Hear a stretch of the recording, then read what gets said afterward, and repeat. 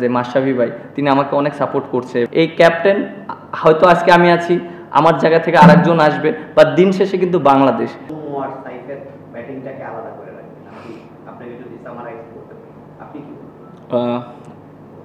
প্রথমে অবশ্যই একটা টিমের জন্য স্টারটা খুবই ইম্পর্টেন্ট। আমরা কিন্তু উপর থেকে ওইরকম পার্টনারশিপ দিতে পারিনি অনেক দিন, বাট এইরকম যখন উপর থেকে একটা পার্টনারশিপ হয় তখন টিমের মেন্টালিটি চেঞ্জ হয়ে যায়। সো অবশ্যই দুইজন যেভাবে ব্যাটিং করেছে অবশ্যই দুইজনকে ক্রেডিট দিতে হবে, সাইফ এবং সৌম্য। এবং এই উইকেটে আপনি দেখেন যে ওরা কিন্তু এগ্রেসিভ ব্যাটিং করেছে। সো আমরা কিন্তু ওরা দুজন এগ্রেসিভ ব্যাটিং করার জন্য আমাদের জন্য আরও ইজি হয়ে গিয়েছে। আপনি বললেন যে এগ্রেসিভ ব্যাটিং করেছে এবং মানে বাংলাদেশের জয়টা আসলে ওই 176 রানে পার্টনারশিপ জন্য হয়েছে, কিন্তু উইকেটে তখনও সকাল মানে প্রথম দিকে মনে হচ্ছিল যে টার্ন আছে এবং কমেন্ট্রিতেও বলছিল যে 60 টার্ন থাকবে এই উইকেটে প্রথম ম্যাচের উইকেট। আমি জানতে চাচ্ছি যে এই যে রিস্ক নিয়ে যে খেলেছে বা চান্স নিয়েছে, মানে এটা আপনাকে কতটা খুশি করেছে যে বাংলাদেশের দুজন ওপেনার দুজনের এক্সপিরিয়েন্স আবার দুই রকম, সাইড এবং ডিফারেন্ট, কিন্তু মানে অ্যাটাক করেছে এবং বের করে নিয়ে আসতে হবে, এটা আপনার আসলে কতটা? না, অবশ্যই ভালো লাগছে। আর আপনি দেখেন যে আমরা কিন্তু দেখেন অনেক দিন থেকেই কিন্তু একটা আমরা ব্যাটসম্যানরা একটু স্ট্রাগল করতেছিলাম, আপনারা সবাই জানেন এবং আমরাও জানি জিনিসটা যে আমাদের ব্যাটসম্যানরা একটু খারাপ সময় যাচ্ছিল। বাট আমরা অ্যাজ এ প্লেয়াররা আমাদের বিশ্বাসটা ছিল যে আমরা যে কোনো সময় কামব্যাক করতে পারি এবং এটার জন্য একটু সময় দিতে হবে। আর একটা জিনিস দেখেন যে এই উইকেটে কিন্তু ব্যাটিং করাটা অত ইজিও ছিল না, বাট ওরা যে রিস্কগুলো নিয়েছে এবং যার যে গো টু শট আছে সেইটাই খেলেছে। যেমন সৌম্য সরকার যে শটসগুলো খেলেছে আপনি দেখেন, রাইট আর্ম অফ স্পিনার ক্ষেত্রে আপনি রিভার সুইপ করেছে, কারণ ওটা ওর জন্য অপশনস বেশি রানস করার। এবং সাইফ হাসান যেভাবে খেলেছে, রাইটি বোলারকে অ্যাটাক করেছে, মানে ওরা ক্যালকুলেটিভ রিস্ক নিয়ে খেলেছে। এবং আমার কাছে মনে হয় যে ওরা দুইজনে যেভাবে ব্যাটিং করেছে এটার জন্য আমাদের টিমটা একটা ভালো একটা অবস্থানে গিয়েছে।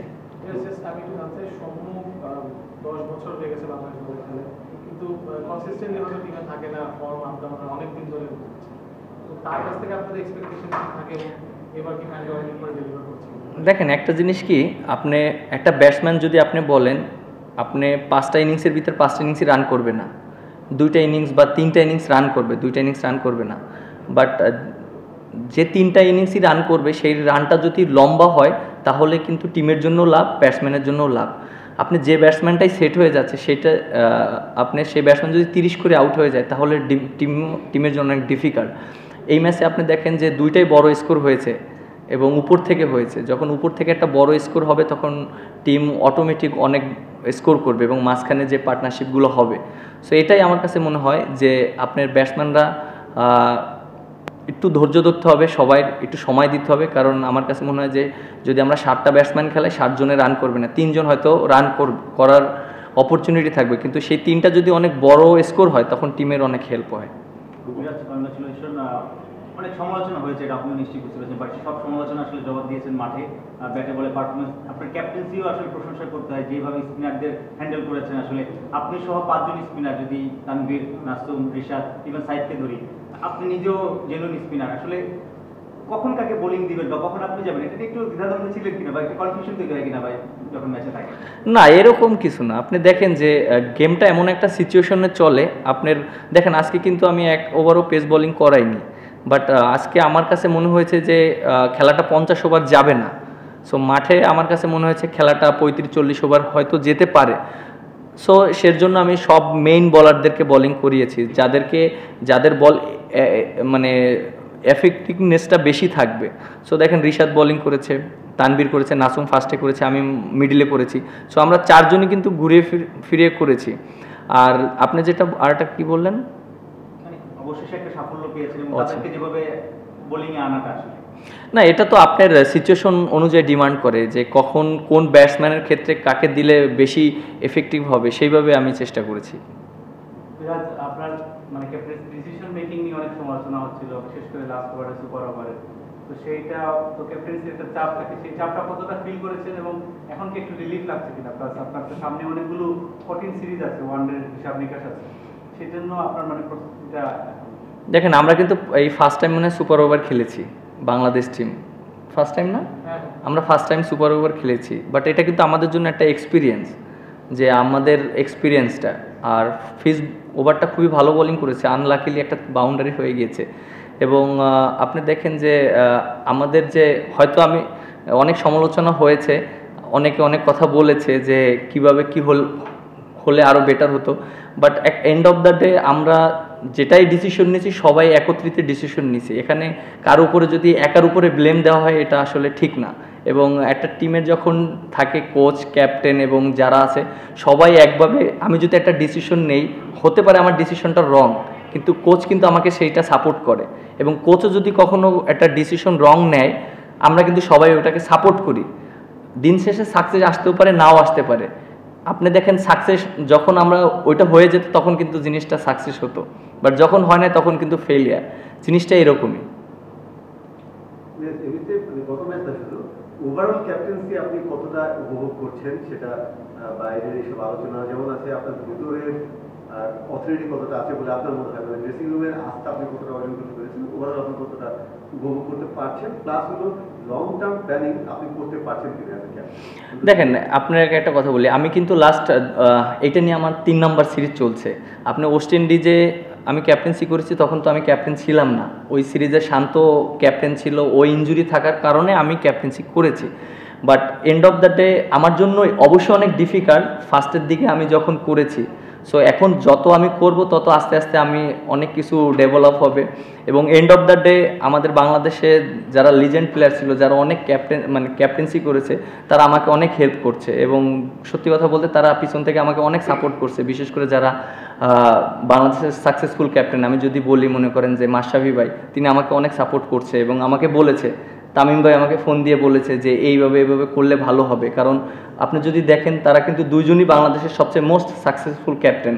এবং সত্যি কথা বলতে তারা আমাকে অনেক সাপোর্ট করছে। এই যে 2টা সিরিজে অনেক কিছু হয়েছে, তারা হয়তো কাছ থেকে দেখেছে, অনেক কথা হয়েছে, বাট এই জিনিসটা আমার কাছে খুব ভালো লাগছে। মানে আপনি কি বলবেন, সাধারণত হোম নিয়ে সারা সময় টিম ম্যানেজমেন্ট এবং ক্যাপ্টেনের একটা কথা থাকে পিচের বানানোর ব্যাপারে, যে উইকেটটা বানানো হচ্ছে এটার ব্যাপারে আপনাদের কোনো মানে ইয়ে ছিল কিনা যে এরকম একটা উইকেটে খেলতে চাই? আমরা তো সবসময় জানি মিরপুরের উইকেটটা কেমন হবে, এটা তো আমাদের কাছে নতুন কোনো কিছু না। এবং আমি তো মনে হয় ইন্টারন্যাশনাল 9 বছর খেলছি, এবং আমার যখন ডেবিউ হয়েছে এখানে আমি খেলেছি, এই উইকেটেই খেলেছি।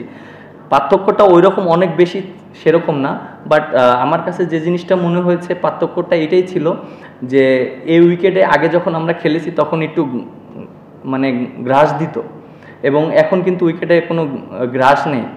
সো জিনিসটা হলো যে এইটাই। এবং ঘাস থাকলে হয় কি, অনেক সময় স্কিড করে বলটা, এবং যেহেতু উইকেটে ঘাস নেই সেখানে কিন্তু বলটা একটু স্লো হয়। বাট এটাই আমার কাছে মনে হয়েছে পার্থক্য, এছাড়া আর কোনো পার্থক্য আমার কাছে মনে হয় না।